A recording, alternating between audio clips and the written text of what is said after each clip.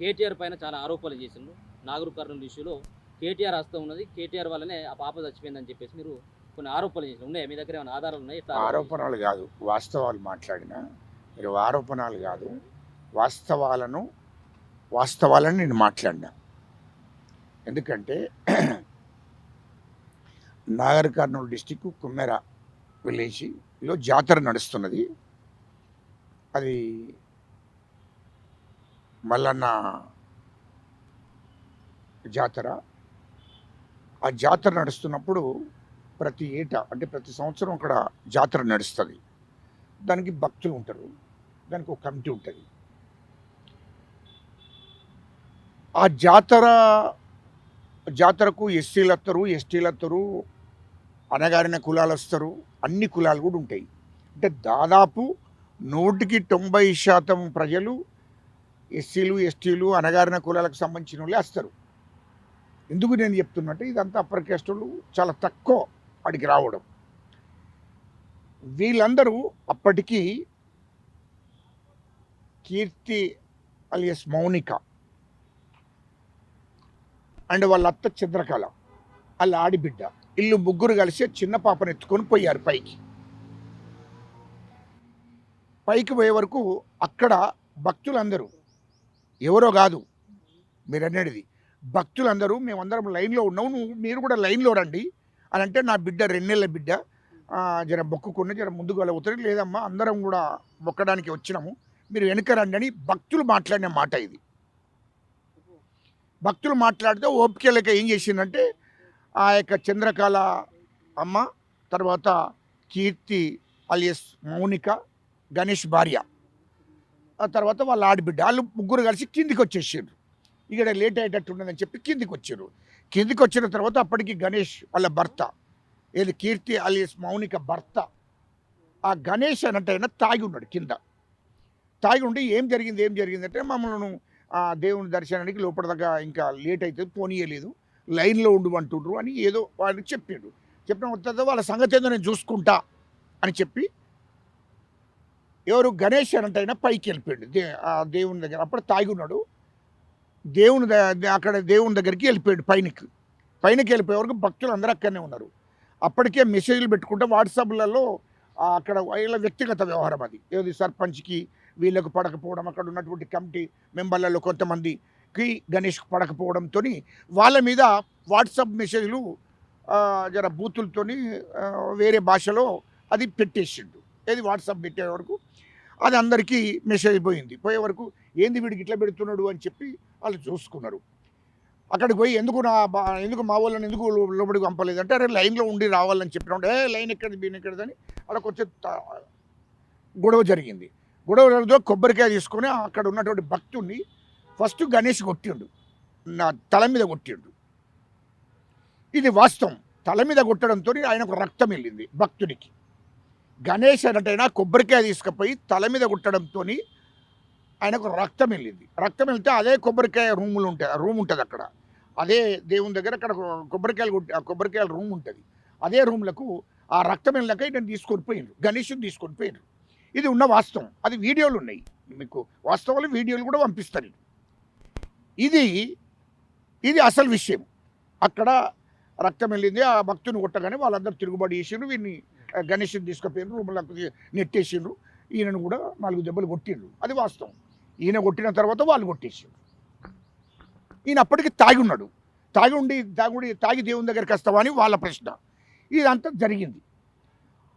ఇదంతా జరిగినాక అయిపోయింది. అప్పటికి అక్కడ కీర్తి అలియస్ మౌనిక లేదు, వాళ్ళ ఆడిబిడ్డ లేదు, వాళ్ళ అత్తలేదు, చంద్రకళ కూడా లేదు, కింద ఉన్నారు వాళ్ళు.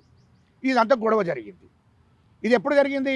18వ తారీఖు నాడు ఇది జరిగింది, అయిపోయింది. వీళ్ళు ఫస్ట్ పోయిండ్రు, వచ్చిండ్రు, ఈయన తాగిపోయినందుకు లోపలికి ఓనియం, నువ్వు తాగి వచ్చినావు, అట్లా ఉంటుంది అనుకుంటే గొడవ జరిగింది. ఇది అక్కడ జరిగినది. తాగిపోయినాక కొబ్బరికాయ పట్టుకొని ఆ భక్తుని తల మీద కొట్టడంతో మనకి రక్తం మొత్తం కారింది.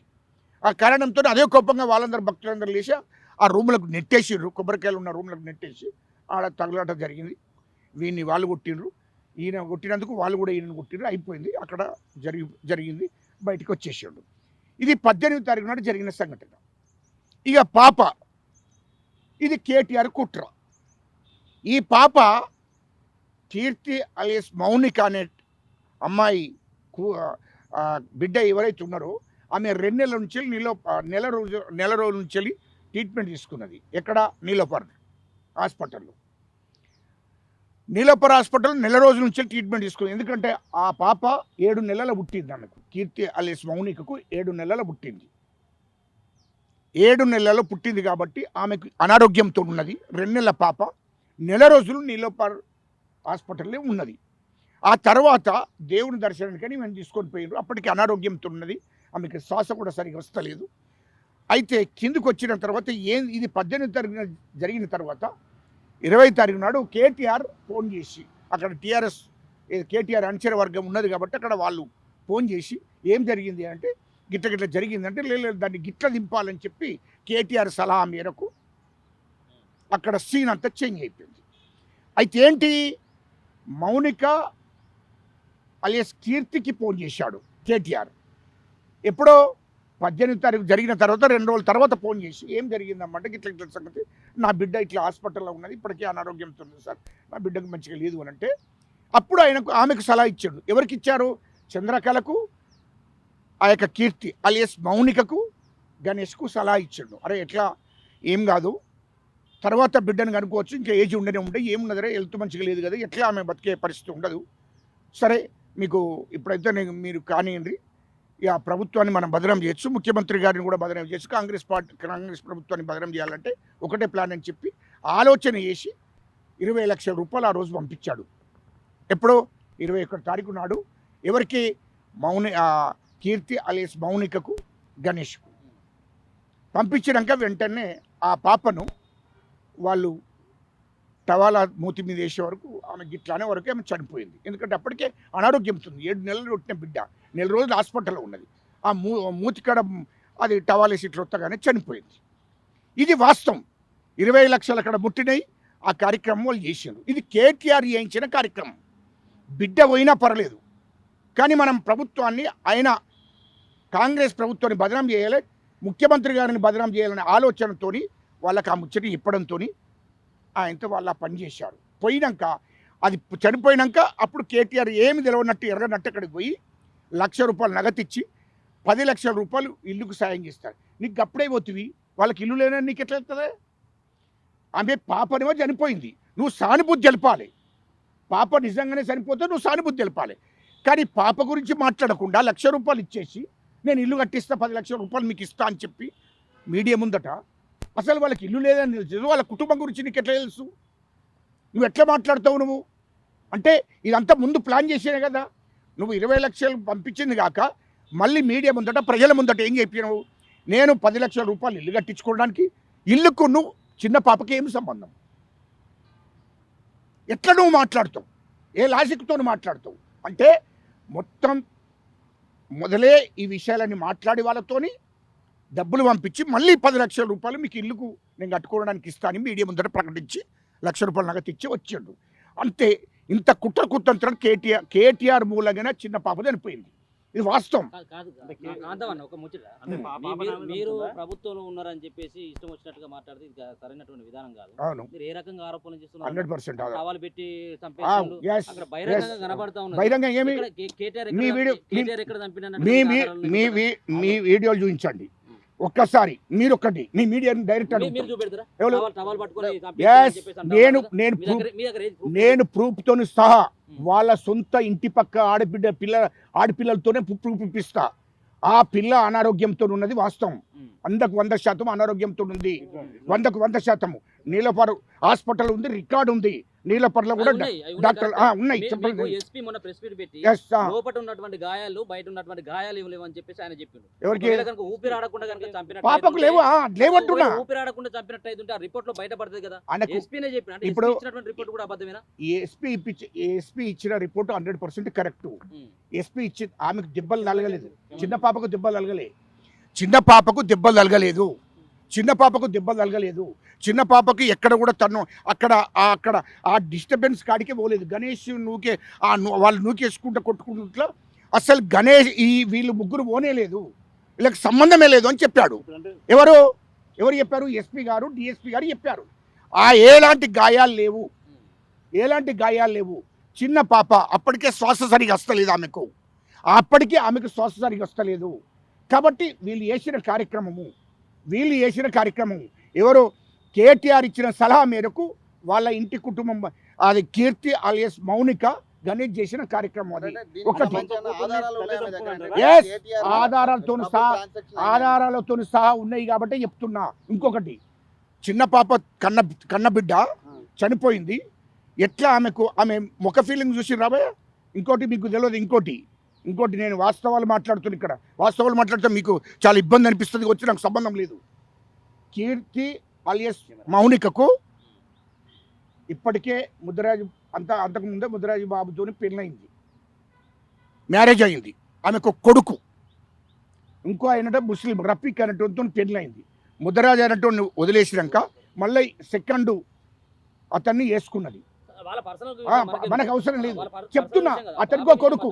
ఈ పాప, ఈ గణేష్కు మాత్రమే ఇప్పుడు 7 నెలల బిడ్డ పుట్టింది, చనిపోయింది. 7 నెలలకు పిల్లలు పుడితే వాళ్ళందరూ కూడా బతుకుండడం కాదు, అనారోగ్యంతో ఉన్నది అంటున్నా. బతుకుండరని నేను ఎందుకంటా, నేను డాక్టర్ అనడానికి. ఆడ అనారోగ్యంతో ఉంది, హాస్పిటల్ రిపోర్ట్ ఉన్నది, అనారోగ్యంతో ఉన్నది. అప్పటికి తర్వాత ఈ డిస్టర్బెన్స్లో, ఈ గొడవలలో, ఈ గణేష్ అక్కడ పైకి పోయిన గొడవలలో ఈ ముగ్గురు లేరు. చంద్రకళ లేదు, ఈమె లేదు, ఎవరు మన ఈ కీర్తి అలియస్ మౌనిక లేదు, వాళ్ళ ఆడిబిడ్డ లేదు.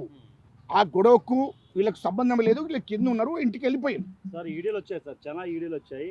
ఏదైతే ఆ రూమ్ లో తీసుకెళ్లి కొట్టింది, అక్కడ పాప కూడా క్లియర్ వీడియో లేదు. వీడియోలు ఉంటే మీరు చూసి ఎందుకు చూస్తలేరు? అదే మీరు ఎందుకు చూస్తలేరు? మరి మీ వీడియోలలో మీ మీడియా వాళ్ళు ఎందుకు చూస్తలేరు? ఇప్పుడు ఇటును పాప అక్కడ లేదు, అది విచారణలో తేలింది.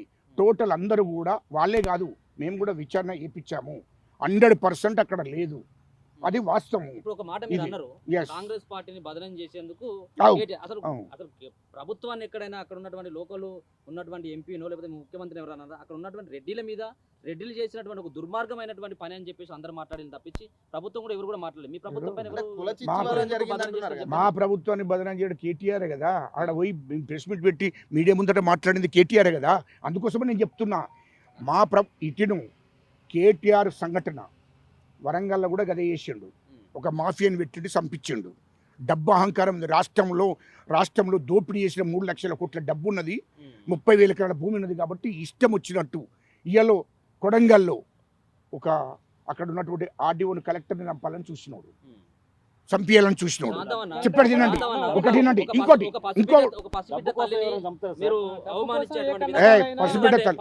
పసిబిడ్డ తల్లిని అవమానించడం.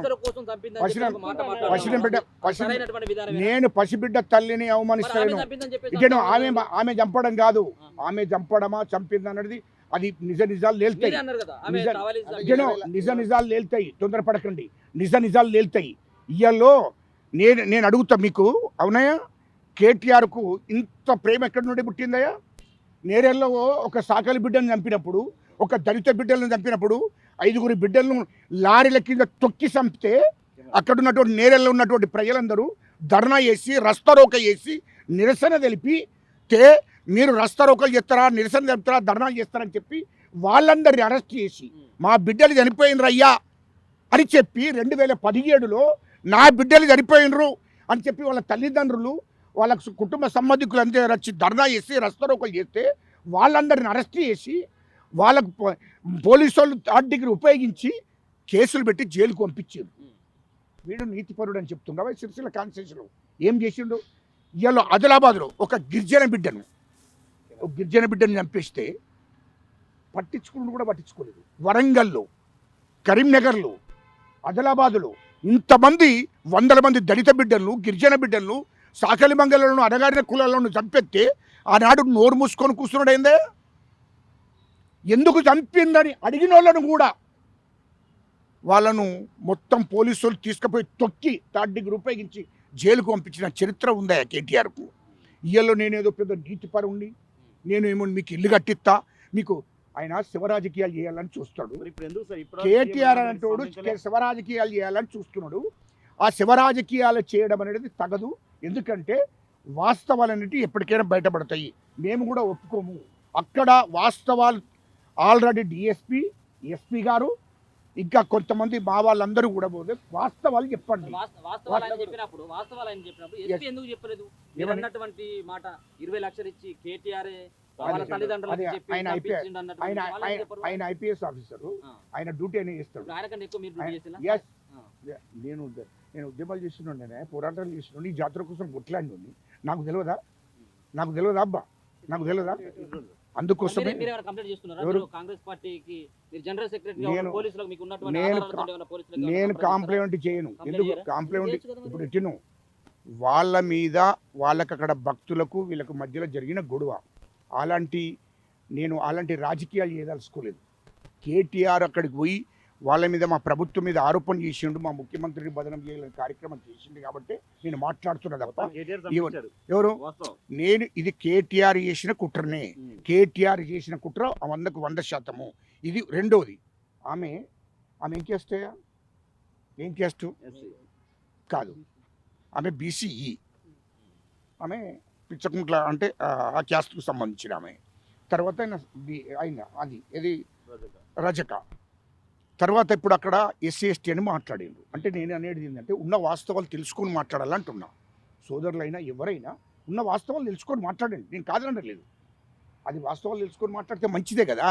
కానీ వాస్తవాలు తెలుసుకోకుండా అనవసరమైన ఆరోపణలు, అనవసరమైనటువంటి మనకి ఏది దొరికితే అది దొరికి, మైకులు 10 ఉన్నాయి కదా, ఆ మైకుల మీద ఏది పడితే అది మాట్లాడితే నడుస్తుంది అని అంటే కరెక్ట్ కాదు. ఎందుకంటే నేను ఉన్న వాస్తవం తెలిసింది, ఉన్న వాస్తవం మాట్లాడినాయి. అది 100% ఉన్న వాస్తవాలు నాకు తెలిసినాయి కాబట్టి ఉన్న వాస్తవాలు మాట్లాడినా.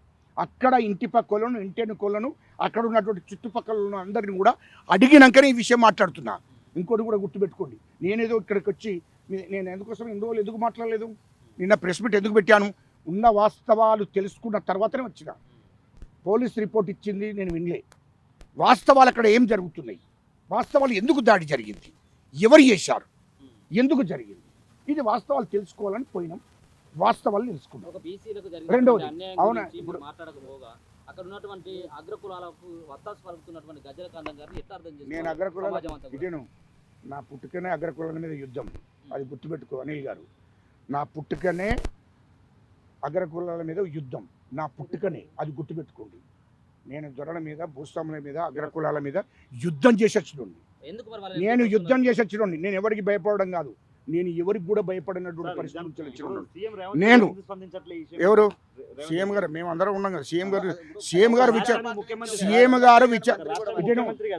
గారు విచారణ మొత్తం తెప్పించుకున్న తర్వాత లాస్ట్గా మాట్లాడతాడు. మీరు ఎందుకు తొందర మాట్లాడతాడు? అబ్బా, అది మొత్తం రిపోర్ట్ రావాలి. ఇప్పుడు నేను లెక్క, నువ్వు లెక్క, బాధ్యత లేని మనం ఎవరి పడితే వాళ్ళు. ఇప్పుడు కేటీఆర్కు బాధ్యత లేదు, చెప్పండి.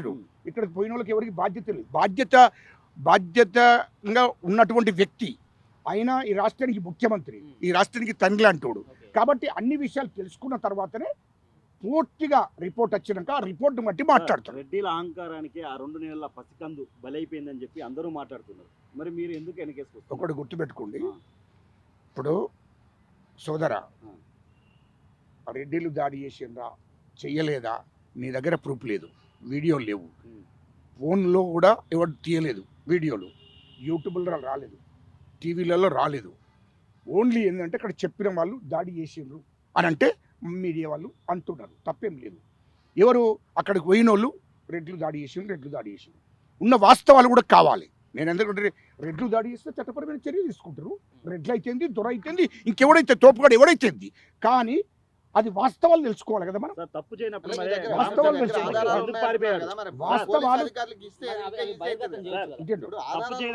సర్పంచ్, ఆ గ్రామ సర్పంచ్ ఎందుకు పారిపోయాడు లేకుండా, ఎక్కడికి, ఆ విలేజ్ లో లేకుండా? ఇప్పుడు అక్కడ మొత్తం అది నాకు పారిపోయిందా లేదా నాకు తెలియదు.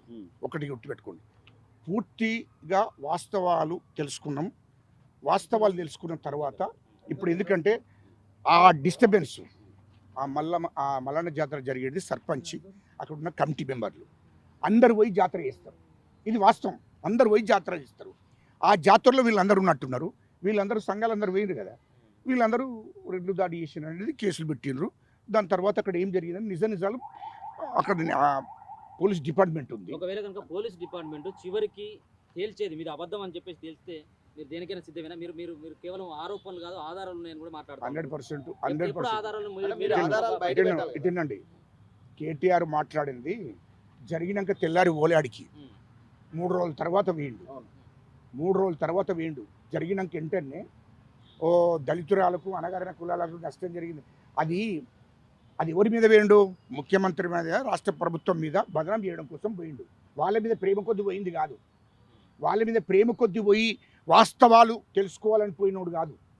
ఒకవేళ వాళ్ళ మీద నిజంగానే ప్రేమ కొద్ది పోతే, ఆయన ప్రతిపక్ష పార్టీ నాయకుడయ్యా, నిజంగానే వాళ్ళ మీద ప్రేమ కొద్ది పోతే ఎస్పీ గారి దగ్గరికి ఎందుకోలే? ఎస్పీ గారి దగ్గరికి పోయి నిజ నిజాలు తేల్చకపోతే నేను ఊరుకుండను అని ఎందుకు చెప్పలే? నేను చెప్పేదానికి జవాబు చెప్పండి. అయినా ప్రతిపక్ష పార్టీ నాయకుడు, అయినా ఎస్పీ గారి దగ్గరికి ఎందుకోలే, డిఎస్పీ దగ్గరికి ఎందుకోలే అని నేను అడుగుతున్నా. ఎందుకు పోలేదు?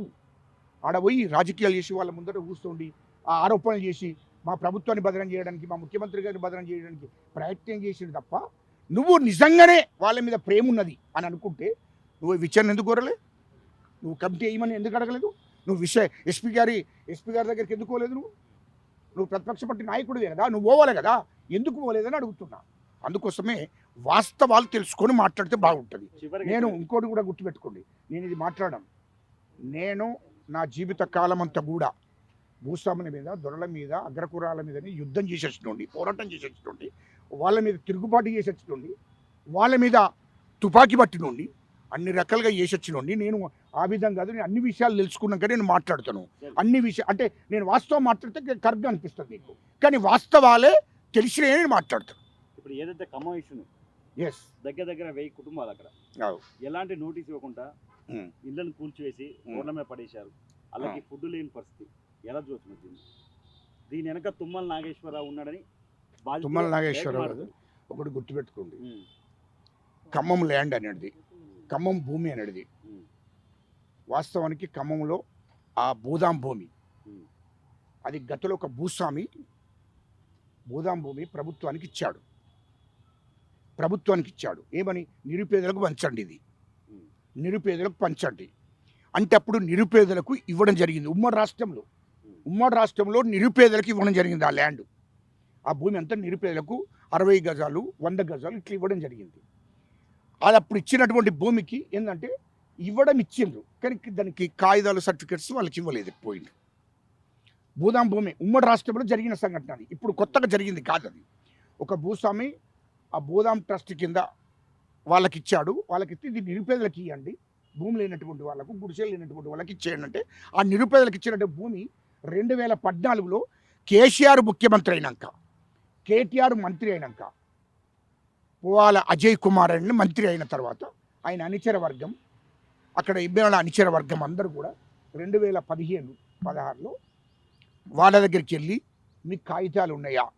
ఆ నిరుపేదలందరినీ, ఆ భూములు 60 గజాలలో 100 గజాలు వేసుకున్నటువంటి గుడిసెలు వేసుకున్నటువంటి వాళ్ళందరినీ మీకు కాగితాలు ఉన్నాయా, మీకు సర్టిఫికెట్లు ఉన్నాయా అని అడిగి, లేవు కాబట్టి మా గవర్నమెంట్ చెయ్యదు అని పువ్వాడి అజయ్ కుమార్ మంత్రి, ఆనాడు మంత్రి 2015-16లో ఆనాడు మంత్రిగా ఉన్నప్పుడు, తర్వాత ఎమ్మెల్యేలు అనుచర వర్గం టీఆర్ఎస్ వాళ్ళకు సంబంధించిన వాళ్ళు మీరు ఆ భూములు మాకు ఇచ్చేయండి అని 1 లక్షకు 2 లక్షలకు 3 లక్షలకు వాళ్ళకు డబ్బులు ఇచ్చి ఆ భూములన్నీ కాజేశారు.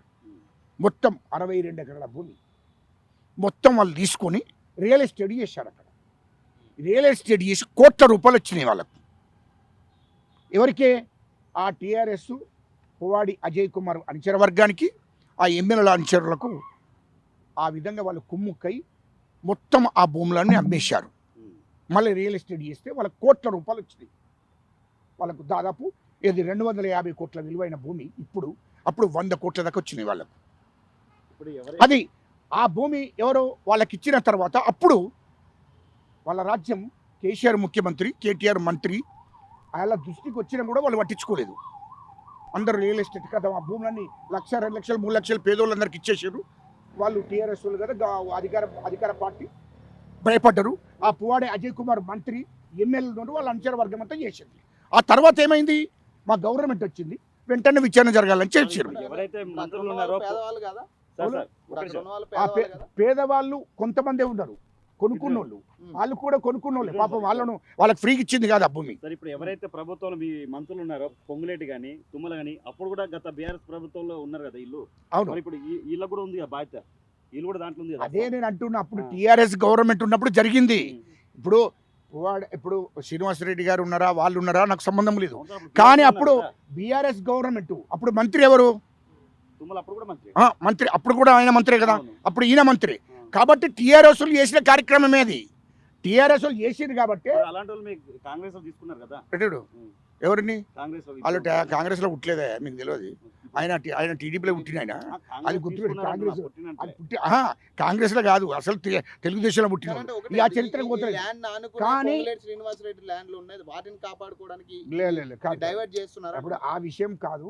ఇప్పుడు ఆ భూములన్నీ టీఆర్ఎస్ ఎవరైతే భూవాడి అజయ్ కుమార్ అంచర వర్గం ఎమ్మెల్యేలు అంచర వర్గాలు ఆనాడు టీఆర్ఎస్లో ఉన్నటువంటి ఎమ్మెల్యేలు మంత్రులు ఎవరైతే ఉన్నారో వాళ్ళ అంచర వర్గమే రియల్ ఎస్టేట్ చేసింది వాస్తవం.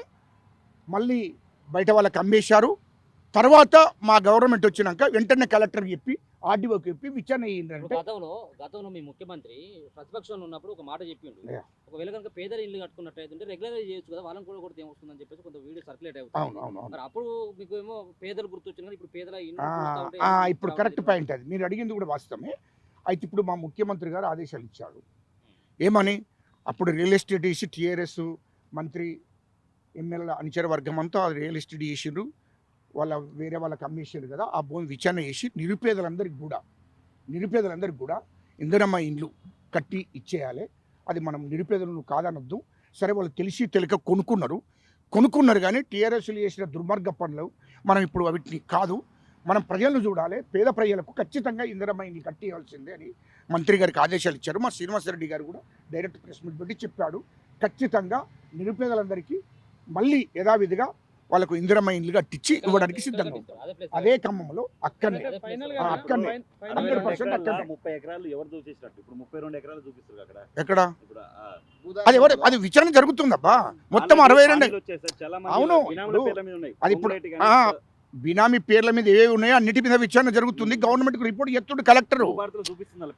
అదే ఇప్పుడు కలెక్టర్ గారికి చూపిస్తే అందుకోసమే దాని మీద మొత్తం క్యాన్సిల్ చేస్తాడు గవర్నమెంట్. కలెక్టర్ గారు క్యాన్సిల్ చేస్తారు 100%. ప్రజలందరూ పేడ్ ఆర్టిస్ట్ అని చెప్పేసి మంత్రి గారు చెప్తున్నారు, కరెక్ట్ అంటారా ఇది? ఎవరు ప్రజలందరూ కూడా పేడ్ ఆర్టిస్ట్ అని చెప్తా ఉన్నారు. వాడి అజయ్ కుమార్ అంచర వర్గం అనేది వాస్తవం, కానీ అలా వాస్తవాలు నింగి తేల్చినాక కలెక్టర్ గారు ఆర్డీఓ గారు ఎంఆర్ఓ గారు ఆ మొత్తం విచారణ జరుగుతుంది. అది తేల్చినాక నిరుపేదలందరికీ మాత్రం ఖచ్చితంగా ఇందిరమ్మ ఇండ్లు కట్టియడానికి గవర్నమెంట్ రెడీగా ఉన్నది. మా ముఖ్యమంత్రి గారు ఆదేశాలు ఇచ్చారు.